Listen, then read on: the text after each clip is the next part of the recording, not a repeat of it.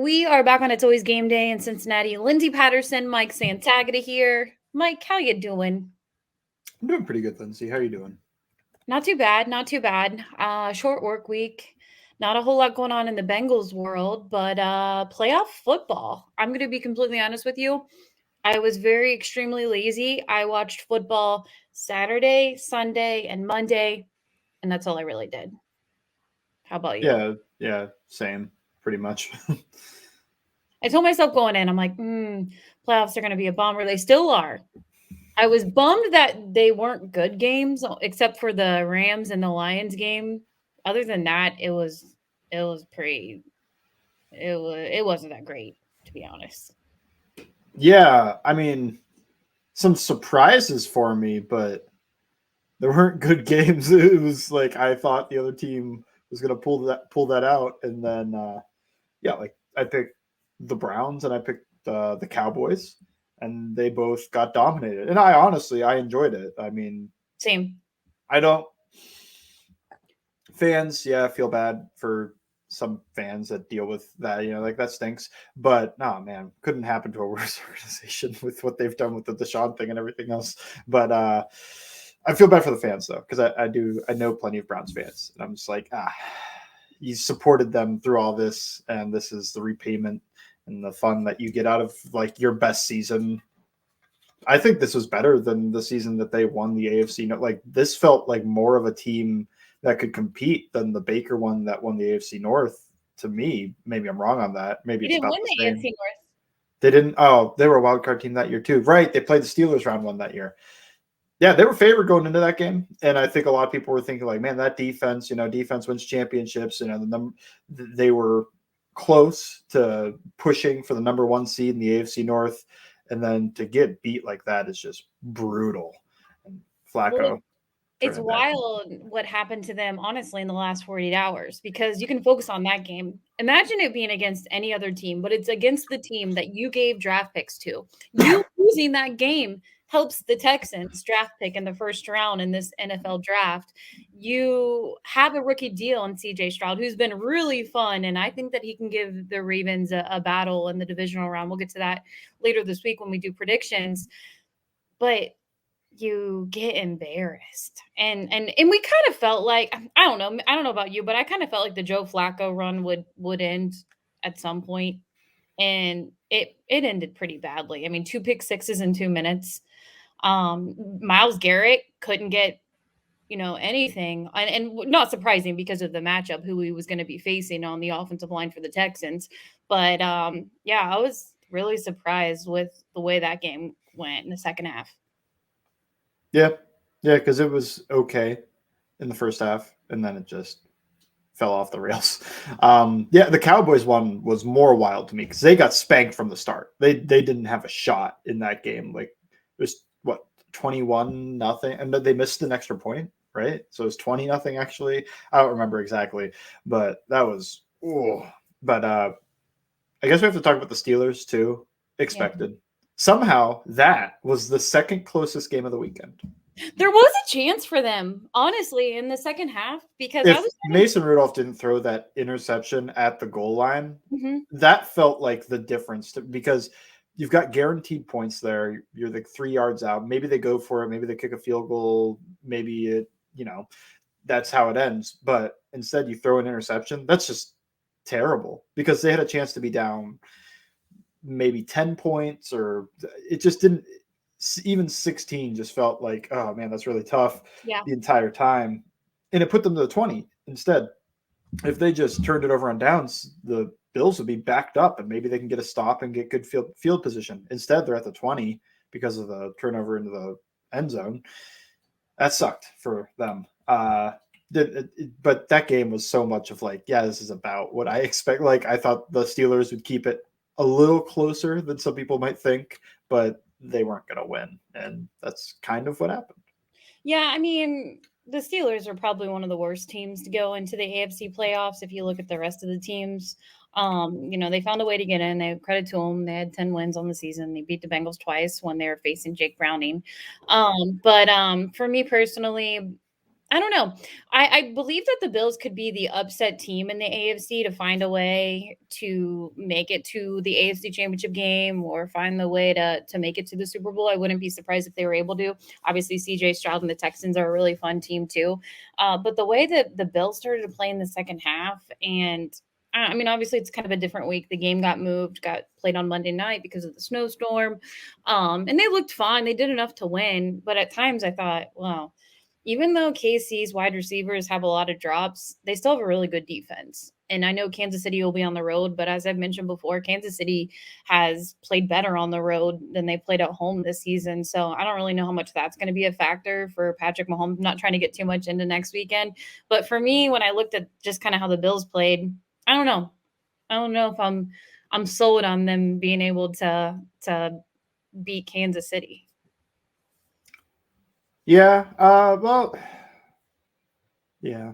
It does feel like I don't know. I'm not saying definitive either way. I Mhm. feel like they have a shot. They're at Yeah. home, which is great. This will be the first time the Chiefs are traveling, although I believe the Chiefs were better on the road this year than they were at So I home. said they Yeah, were sorry. prepared.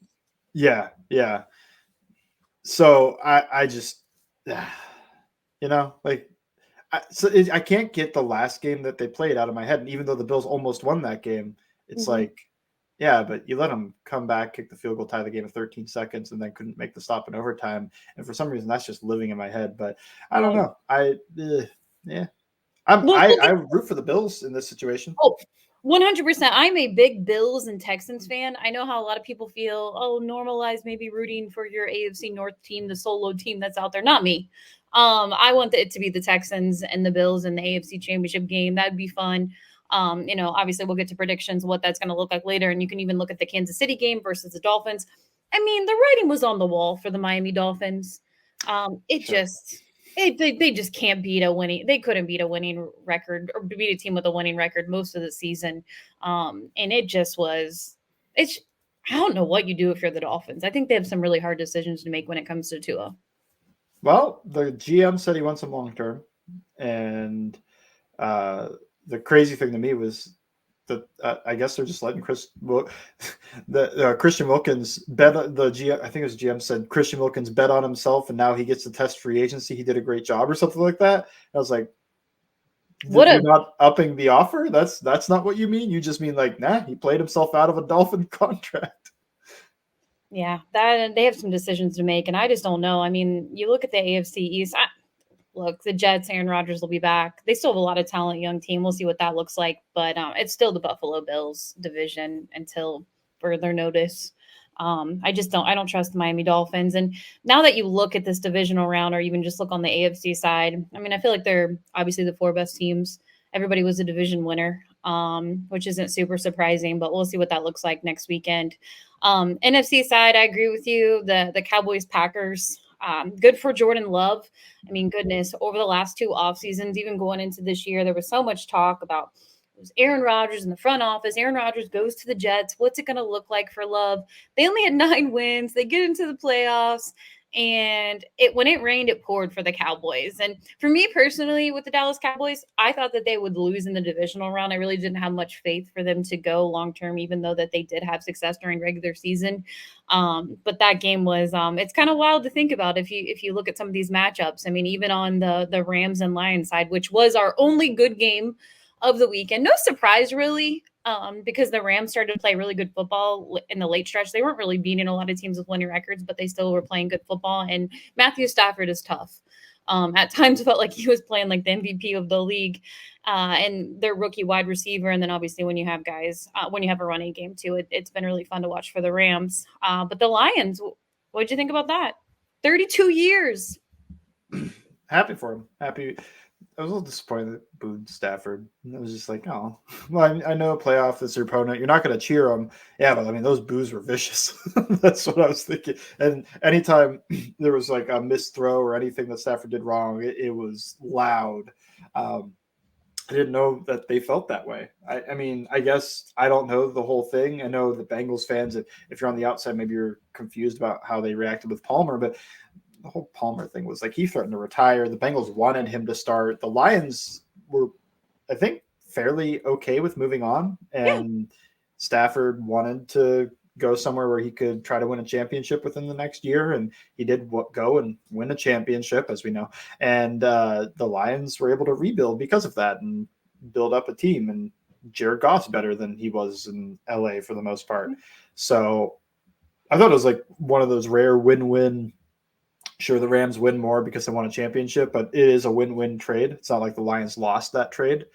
Instead, it didn't feel like Lions fans felt that way. But I was happy for their fans. I was happy for the team that they were able to pull off, because we know 30-plus year playoff win drought.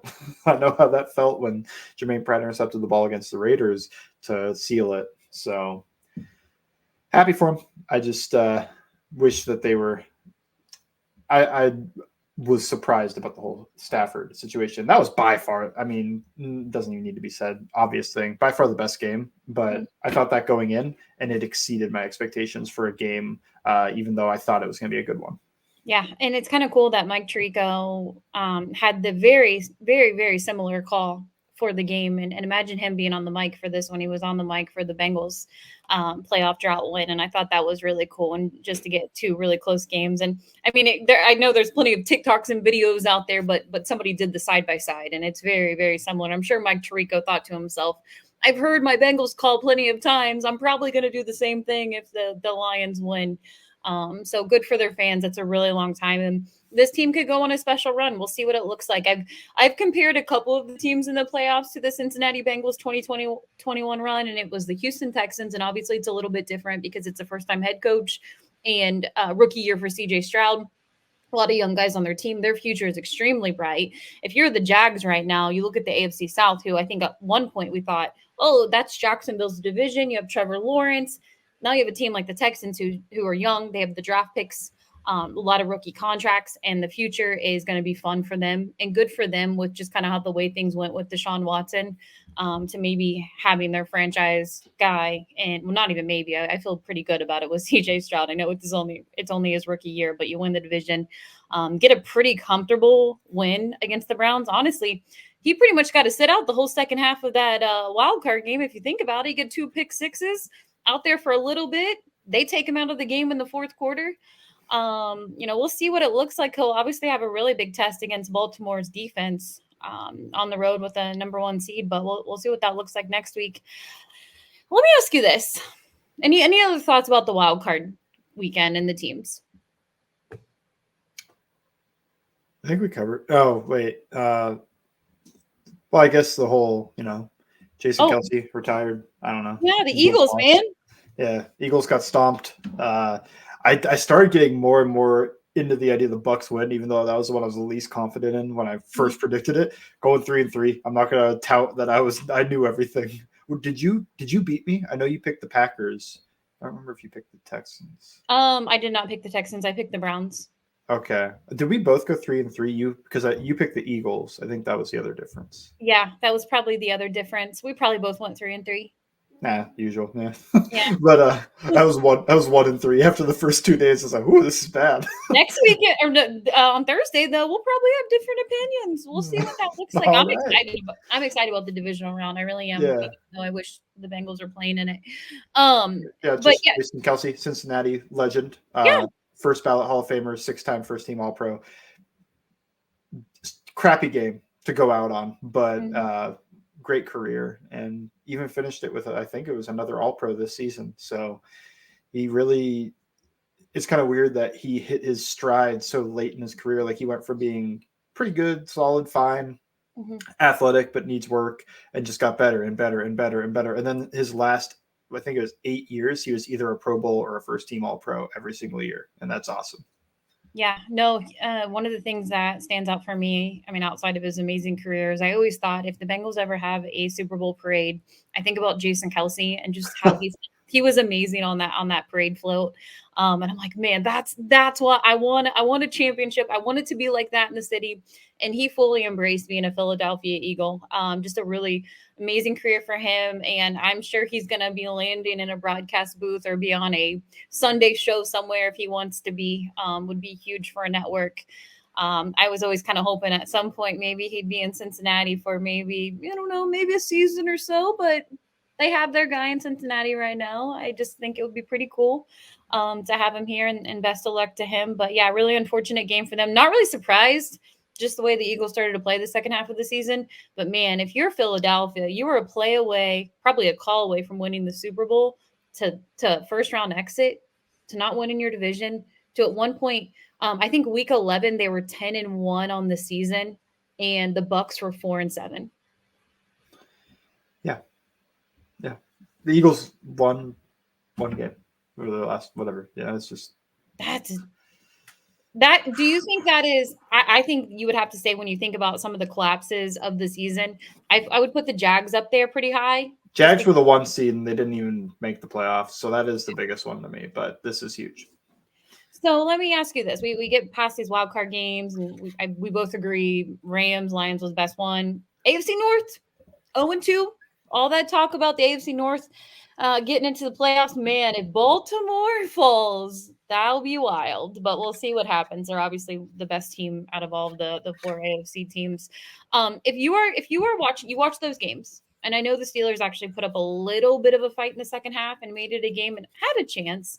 I do not think officiating was a problem, but there were some questionable calls in that game.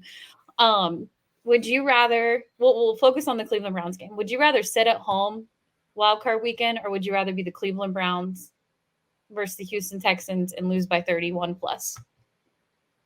Probably sit at home. I agree. And I never feel that way. I always told myself during the stretch of Andy Dalton and Marvin Lewis, 2011, 12, 13, 14, 15, I'm like, you know what? I'm so glad they keep making it. This is great. They're winning the division. They're making the playoffs, but then they would lose the first round. And I'm like, I don't know. And I think that watching that game, I kind of thought to myself, you know what? There was a chance that Jake Browning was going to make the playoffs. I'm kind of glad we're sitting right here.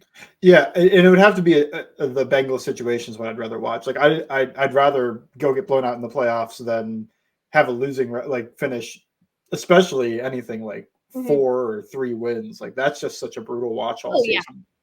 Yeah. But if you're talking about like your team wins 9 games, but you're sitting at home at the end of it, yeah, that's better than watching him go out there and just get annihilated and embarrassed on national TV. I've done enough of that, of watching the Bengals get embarrassed on national TV. I don't need to rewatch any more of that.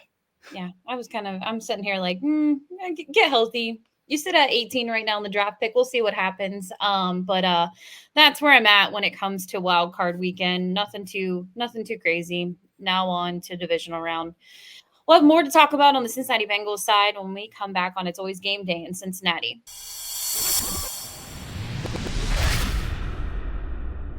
We are back on It's Always Game Day in Cincinnati, talking a little defense, position groups. We've already talked about safety, cornerbacks last week. And you know what? We'll spend the next few weeks, as we're talking about playoffs, talking about position groups for the Cincinnati Bengals. Do think it's all connected when it comes to the defensive line play, but we'll focus on linebackers right now.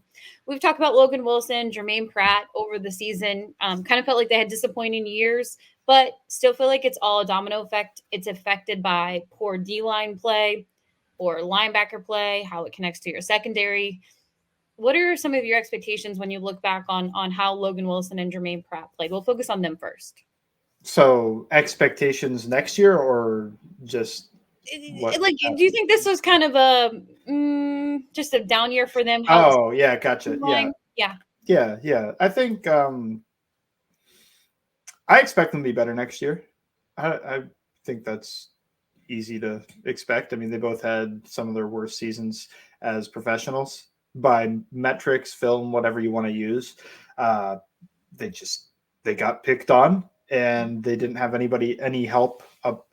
I can't say didn't have any help outside of Reeder and Hill a little bit. They didn't have anybody in front of them helping them out, and they definitely struggled communicating and working with the young secondary. So I think just the continuity will help the secondary and the linebacker play and the coverage aspect of this. But none of that matters if they don't get enough pressure, if the D-line play doesn't get better. So provided that I think the Bengals are going to overall improve their interior defensive line play from last season, I think that I can expect the linebackers to also play better in this situation. But they were bad last year. I don't know what other way to, like, they just failed at expectations. That's one of the if we were doing like the report card for each position group, this would be close to an F. I mean, maybe a D. I don't know. Probably maybe a D. Maybe I'm too harsh. Maybe my expectations were too high. That would be why it's an F, though. It's not just because like he's like performing at this, we'll call it below average level over the course of the season and being inconsistent. I just expect them to be, in my mind, they were one of the better linebacker duos in the league. Like top, I thought the Ravens were a better one. I know that was a big discussion just because I think Patrick Queen is near their level and Roquan's above them. But Queen is emergent. But I expected them to be on par with a lot of these groups. Like I would think top 10, 5, somewhere around that range linebacker duo, and they were not that this season. They were a tough to watch linebacker duo this season. So I expect it to be better. I don't know if you feel as confident about that, but I think it's also dependent on this offseason and what happens around them. They are the most dependent position group to me because it's just so much of what happens around them affects them a lot more. That like the D-line play affects the back end just in terms like if they're not getting home and runs are getting to them, but not as much as the second level. You know, it's just like I don't know. And the D-line obviously isn't as affected by the safety group and the corners as much as the linebackers are either. So they're in the middle just being affected by everything around them so much. Yeah. When it comes to Jermaine Pratt, I remember, going into this offseason or the one last year, obviously got his extension, really thought Jermaine was going to be walking. He was going to go on another team. They were going to bring back Von Bell. That didn't happen. They were able to get Jermaine what felt like a really good deal. Same thing for Logan Wilson. When it comes to how much they were on the field, do you think that was a difference maker versus how much we saw Jermaine the year prior? Do you think it was pretty much about the same? They definitely used him less last year than they did this year. But what I'm remembering is that they used like Akeem Davis-Gaither and in that role as third down linebacker. I don't think Pratt was some terrible third down linebacker that was the reason it wasn't working out. I feel like last year, honestly felt like they were using Akeem Davis-Gaither so much in that role because they were expecting to do that the next season because they didn't think Pratt would be back. Then when Pratt comes back, it's like, well, I guess he can have that role because he's improved enough in coverage that he should probably be on the field whenever they're in nickel and third down. So if they want two linebackers on third down, it should be him. They also don't have Trey Flowers anymore, even if Dax Hill can do some of that tight end stuff. It's still they don't need to pull a body off of the field to bring in their tight end specialist and keep two safeties out there. They still dabbled in the three safety things. I don't think it was too different from the last couple of seasons, but overall he definitely played more, and I think there was a downturn on some of the dime usage. I don't think it was a huge thing. Like the biggest part for the linebackers for me were early downs. That's the biggest issue. You can think of all the tight ends that killed them. They kill them on early downs, and they're doing it by attacking this linebacker group for the most part. Sometimes the safeties, but I was mostly disappointed with them on early downs and not as much on the third down side of things. Yeah, I think it is Akeem Davis-Gaither. He's probably going to be gone. Yeah. I would think. And that kind of bums me out, honestly. It kind of worries me a little bit, but I also understand that they can't pay Akeem Davis-Gaither right after they've just paid Logan Wilson, Jermaine Pratt, and that money can go elsewhere. I feel like as long as Marcus Bailey's healthy, they have a guy that they can just throw in there and he can start. Even though Akeem did a great job when he was asked to start. And then Marcus has also done a good job when he's asked to start. That was one of their best drafts, honestly. You think about everything that happened in the 2020 draft to be able to get a guy like Akeem Davis-Gaither, Logan Wilson, Marcus Bailey. I know there was some criticism when they drafted Marcus Bailey because of dealing with injuries. You get Joe Burrow, you get T. Higgins. It was legit one of their best and just a team that had struggled getting linebackers previously. You want to see more out of them, but I do think it's going to be a bounce back year. I still think everything is connected, and we'll get to the other position group in just a moment. But you get better play on other position groups, defensive line, your secondary, your linebackers. I'm not too down on the defense. Obviously, it was a really bad, brutal year for them, and really unfortunate. And yes, it's going to be a difference maker when Jesse Bates and Von Bell aren't out there, but you have a lot of first year guys as starters. And I think that you can kind of credit that to a big learning experience and curve for them. And I know a lot of people don't like to do this, but I still feel like when you had Joe dealing with his calf injury, when you didn't have Joe Burrow out there, that's going to be a difference maker for your defense too. It's just different. You got to be on the field longer. And I know people don't like that because they think it's an excuse, but I don't know. I just felt like it was from the beginning. There were only a couple games that I really thought all the defense it's back. This is the defense that we know. Other than that, it was just kind of a pretty down year for them. Yeah, both Pratt and Wilson also missed more tackles than they did last season. Not the most they've ever missed, I don't think, by Pro Football References charting. But if you were thinking, man, those guys keep like missing tackles, you were probably correct. They missed quite a few tackles this season. I mean, there were times when you see a guy go in the end zone and you're like, whose guy was that? And it was pretty easy to be like, oh, it was Logan Wilson's or it was Jermaine's. And that was just really unfortunate because those guys weren't first year players out there. But yeah, I do. I think they'll learn and not learn, but I think they'll bounce back going into next year. And I still feel like it's BPA for them when it comes to the 18th pick if they stay at 18. But I wouldn't be surprised if they go defensive side again. In Won't this be a draft. linebacker though at 18. No. I mean, I just mean like defensive player. I think they could get an yeah. line at 18, and that's going to help you. I still feel like it's all connected, and it'll help your defense. It'll help your linebackers if you get more pressure on the quarterback. So we'll see what happens. But no, if they went linebacker at 18, I would tell everyone they're fired. That would be an absolute. That'd be very disappointing. That would be very, very, very underwhelming. No, thank you. We'll move on to the defensive line in just a moment on It's Always Game Day in Cincinnati.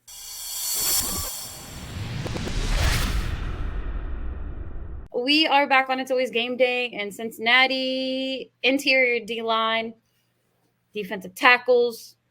There's some problems right now for the Cincinnati Bengals. They could be without DJ Reader. I feel like we've talked about that plenty. Both of us would like DJ Reader back. I still feel like they find a way to bring him back, but that is to be determined. When you think of the guys they currently have, when you think of the offseason and free agency, how do the Cincinnati Bengals fix their problem?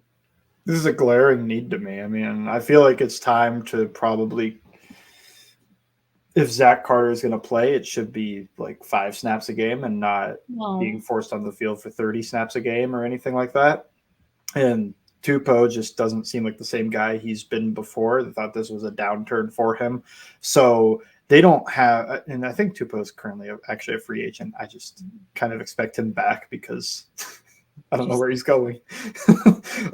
But yeah, so if they don't get Reader, the only starting quality guy they have is BJ Hill. And BJ Hill's, to me, not a nose tackle. I don't think he does a good enough job taking on double teams to play nose tackle. I think he's a good, solid defensive tackle. I think he does a good job at 3 technique. He does some stuff extremely well, like penetrating on stunts. But when I'm looking at him, I don't think like, slide him over and go grab 2 gap shooters at 3 tech. Is like, I think they will get run over if that's the case. So they need to figure something. Like, I think they need, this is the first time that I think we're going to talk. They need new starters. I think safety, corner, linebacker, those are the guys. The guys that are on the roster are the ones that will be starting next season. There's going to be new starters, especially because I don't believe the Bengals are going to pay DJ Reader, which makes me upset, but I'm just trying to be realistic. I will be very happy if they do. But without him, you need a nose tackle because this defense, the past 3-4 years, whatever, has thrived with DJ Reader manning the middle.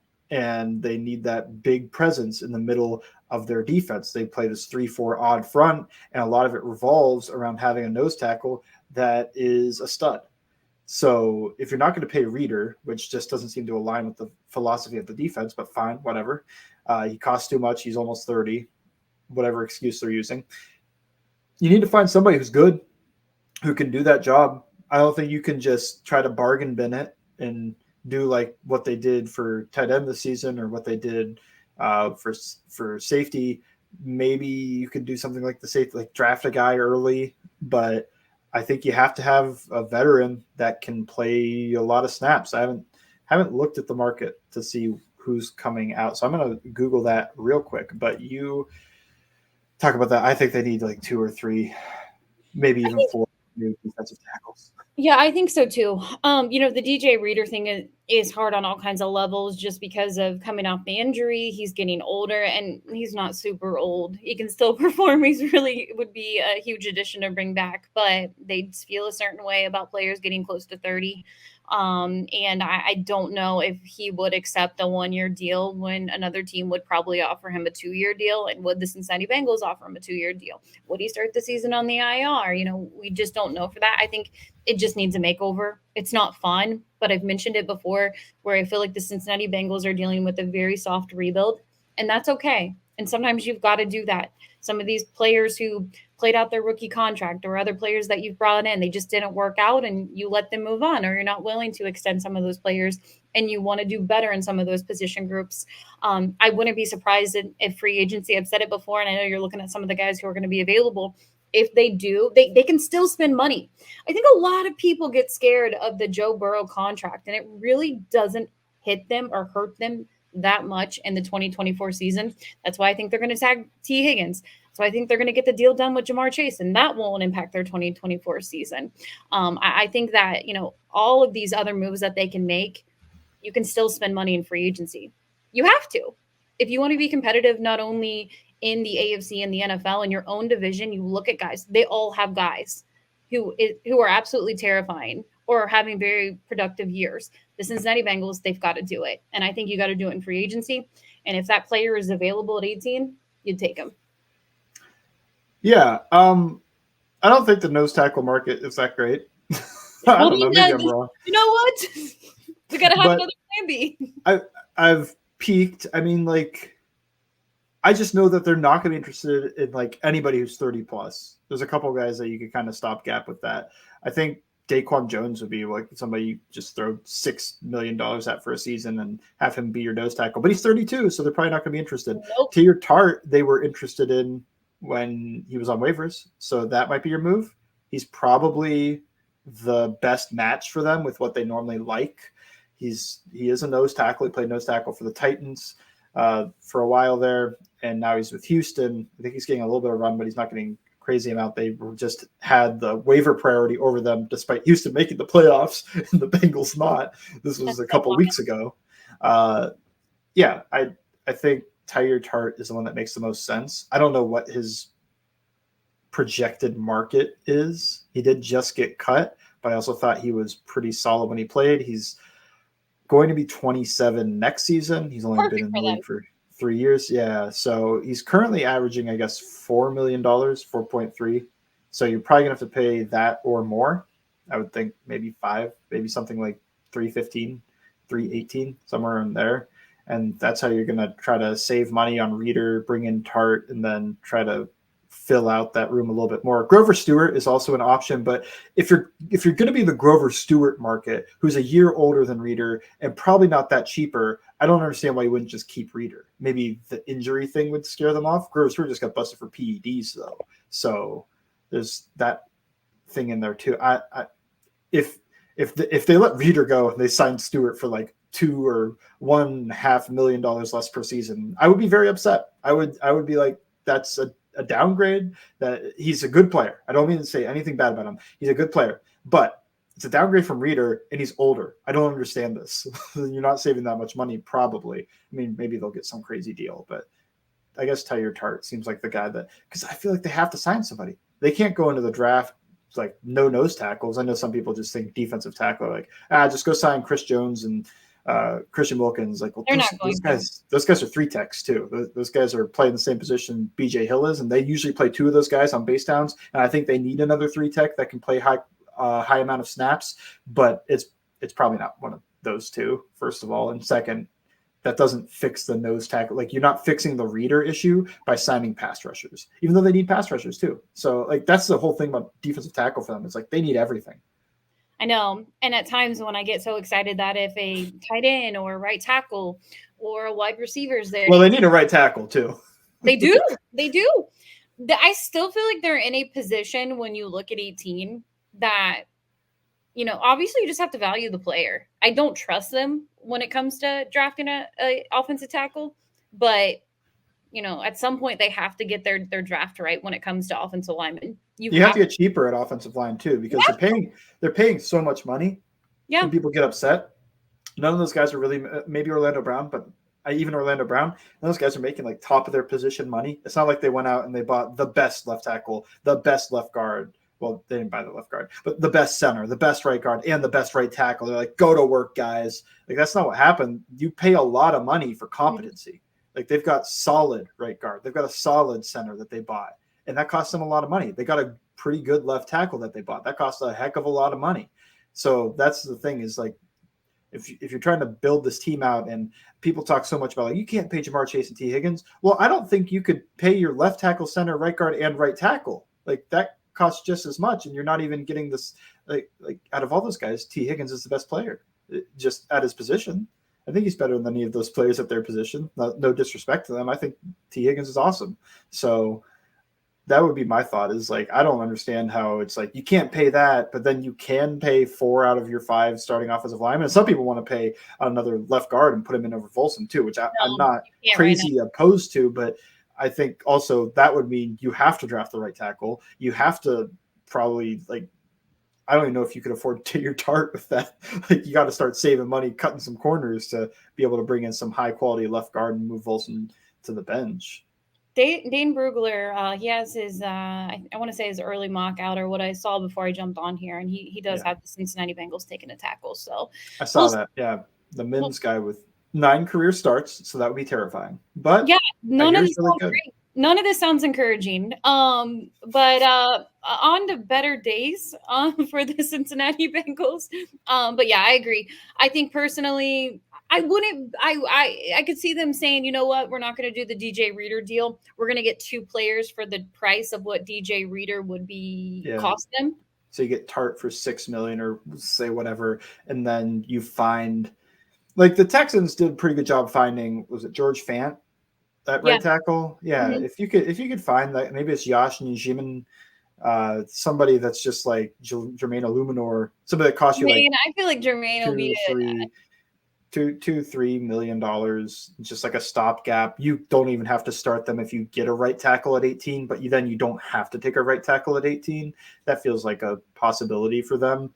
But the idea that they'd go out there and just like, oh, there's a few issues wrong with it, just go sign Trent Brown. I don't know how much that costs. And second, every single year, he seems to come in with like a weight issue, or he just didn't show up to camp or whatever. And especially with the Raiders, it's felt like not to question other guys' work ethic, but somebody else did. So I'm just quoting them that they questioned that, and how he's not been the best player outside of New England. And if you're talking about the whole, the part that loses me a little bit is people talk so much about like they need athletes on this offensive line. Trent Brown's the least athletic offensive lineman in the league. They would have the least athletic offensive tackle duo probably in recent history. I'm just glad I don't work for an NFL front office and I don't have to make any of those decisions.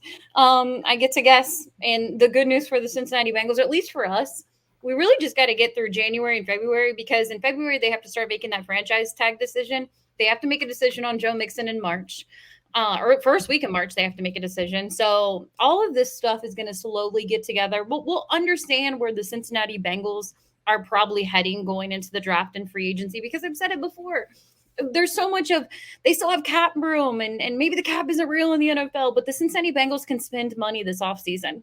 And I wouldn't be surprised if they did it, and they were aggressive, and they said, you know what? We see that defensive line. We're going to spend some money, and you bring up really good points on who's available. So we'll see if they bring a guy like DJ Reader back, which I'm still hoping they do. But overall, I feel like we'll get the picture of where they're going with everything in March.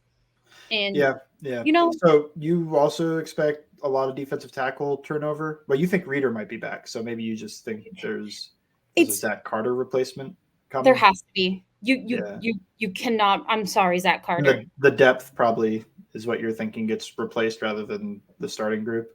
I think the depth. I do think, and maybe it's like a bias, or I feel good that DJ Reader could come back. I feel like he's a different player on so many levels. I agree. Just I would be making that case if I was on the Bengals staff. I would be like, bring this guy back. you have to. And you know what? If they're listening to Joe Burrow, as somebody who, and as a front office member or anybody, and I'm sure Joe Burrow has a lot to say, I'm sure Joe Burrow is telling them this would be a really good guy to bring back. He's fighting hard on the T. Higgins front. I don't know. You can only fight so many wars. You mentioned the Jesse Bates thing, and that didn't work. But I feel like it's a little bit different. I think he definitely would have loved Jesse Bates back. Obviously, Jesse Bates had an All-Pro year. He had a Pro Bowl year. He was absolutely amazing, and good for Jesse Bates, and he got his bag. But I feel like the way Joe was talking about T. Higgins, I really wasn't expecting that much confidence. But he knows what they're going to do. They're going to franchise tag him. He didn't say long term. They didn't say anything about long term or how long that was going to look. But it felt really confident in what Joe was saying that I would be shocked if he wasn't back for 2024. So do you think we could quickly hit edge room? I think the starters are starters are the same. I think it'll be Hubbard and Hendrickson. I think Murphy is the clear third guy, and the fourth guy is where it could be different. I wouldn't be shocked if it's Cam Sample and they run him out there as a fourth guy / maybe Joseph Osai has a good camp and takes his job back. I would also not be shocked if they. I don't think. Do you think they had somebody in free agency? I don't know. Maybe there's somebody out there. I think that room is full. Yeah, it feels much more full than the interior room. So I guess I wouldn't be shocked. I'd be a little surprised if they add somebody in free agency that's like that guy's going to take a lot of snaps just because. Well, how are you divvying those up at this point? You can never have too many pass rushers. I understand that argument. The thing I'd be less surprised about would be if it does happen in the draft. And there's been a few people talking about that. I don't know if they would go round 1 feels crazy, just a little crazy to me, just because they just did that. No, I don't think that they do it. And I saw something right before I jumped on here, and we'll wrap this up soon. But I even saw like, hey, what if Trey Hendrickson has a little bit of regression? That might offer Myles Murphy more time on the field. You've got to get Myles Murphy out there. I think that comes from also just Sam Hubbard once again got hurt, played a lot of snaps. It's like, buddy, just take the snaps down a little bit. Like you have to. As you're getting older. I know Max Crosby does 100% of snaps and does them all at a high level somehow. No idea how that happens. Yeah, but that's not everybody. And let's just downturn the snaps a little bit. Like Hendrickson, I thought he did. Maybe it's per game for Hendrickson that it felt like he was out there less because I think he played all 17 games this year. That probably increased the total snaps at the end of the year, but per game it felt like less than what we were used to. And I felt like it helped him. He had his best season as a Cincinnati Bengal. I'm going to go find out just how many snaps. It's so wild to think about that. I want to say it was right before the Ravens game. It was one of the games where Trey was hurt and he ended up fighting and playing and toughed it out. I do think it was that Thursday night football game because we thought, oh, they're going to lose Trey for a couple weeks, hyperextension. It happened in the Texans game, like the last play of the game, and he toughed it out. But I agree with you. I think, you look at Sam Hubbard, you look at some other guys in the room, and you just say, got to get Myles Murphy out there. Sam Hubbard doesn't have to be out there full time. I think their edge room there's plenty of guys. That's one I'm not even worried about on the defensive side of the ball, to be honest with you. Ignore me. Yeah, Trey Hendrickson played more snaps per game than last season and about the same as the year before. Yeah. But it felt like less. I don't know why. It just felt maybe it was just down the stretch. He was a monster out there. He made the most out of all these snaps too. Yeah. So I don't know what to say, but I think Sam, it's commendable how much he's out. Like Trey plays 68% of snaps this past season, and Hubbard I know is above that. At least he was at one point, but just checking it now, 75, and he was at 82 and 83 the year before. It's just let's just take it down. Take it down. Put other guys out there, and you got to think about your future. You got to rotate it. You got to get your rookie, second year player out there. So we'll see what that looks like. But yeah, for the Cincinnati Bengals, the picture will slowly come together. I just feel like we're a couple months away from that. Obviously, they can't really do a whole lot right now.